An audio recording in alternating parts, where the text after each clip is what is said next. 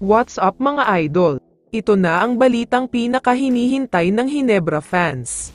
Pero bago mo sana ipagpatuloy ang panonood mo, ay huwag mong kalimutan na mag-subscribe bilang suporta sa aking YouTube channel. Maraming salamat idol. Para sa mga Rain or Shine fans dyan, may isang mabigat na balita na siguradong malulungkot kayo, dahil naglabas ng balita ang isang legit na source at sinasabing nagkaroon daw ng grade 2 MCL injury si Keith Dotto. Doble-doble na ang problema ngayon ng Rain or Shine, dahil maliban sa 0-3 ang win-loss record nila, mawawala ng at least 1 month ang kanilang magaling na rookie. Posible pa daw na maging out na siya sa conference na ito depende sa check-up niya. Hindi lang yan ang problema ng Rain or Shine, dahil makakalaban nila sa next game ang defending champion na San Miguel Beermen, kaya naman mabigat at malaking problema ang haharapin nila next game at sa mga susunod pang game.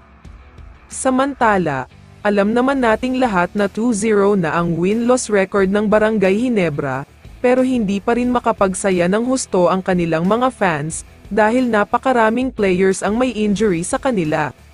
Isa ang kanilang primary point guard na si Scottie Thompson sa hindi nakapaglaro dahil sa back injury na nararamdaman niya. Wala pa daw timeline kung kailan siya makakabalik kaya sobrang nangangamba ang mga fans. Pero mukhang may dahilan na ngayon para maging masaya ang mga Hinebra fans, dahil may inilabas na balita mula sa social media, at sinasabing kasama na daw sa practice si Aljon Mariano, dahil gumaganda na ang kondisyon nito. Nagtataka ang mga fans kung bakit hindi siya naglaro last conference, tapos ngayon ay hindi pa rin siya naglalaro. Sinabi ng source na nagkaroon daw pala siya ng season-ending injury kaya medyo matagal ang recovery niya. Halos pareho sila ng naranasan ni Jeremiah Gray na nagkaroon ng injury last year sa PBA on tour, pero mas malala lang ang injury ni Gray dahil 3 major at career-ending injury ang nakuha niya. MCL, ACL, at PCL tear naman ito. Pero ayon nga sa mga balita ay ngayong All-Filipino Conference, malaki daw ang chance na makakabalik na si Aljon Mariano para sa Hinebra, posibleng sa kalagitnaan daw ng conference na ito bago siya makakabalik.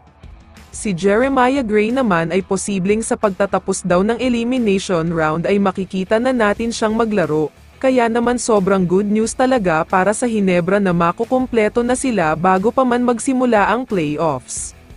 Kaya naman kung ikaw ang tatanungin idol, ano ang masasabi mo sa pagbabalik ni na Mariano at Gray?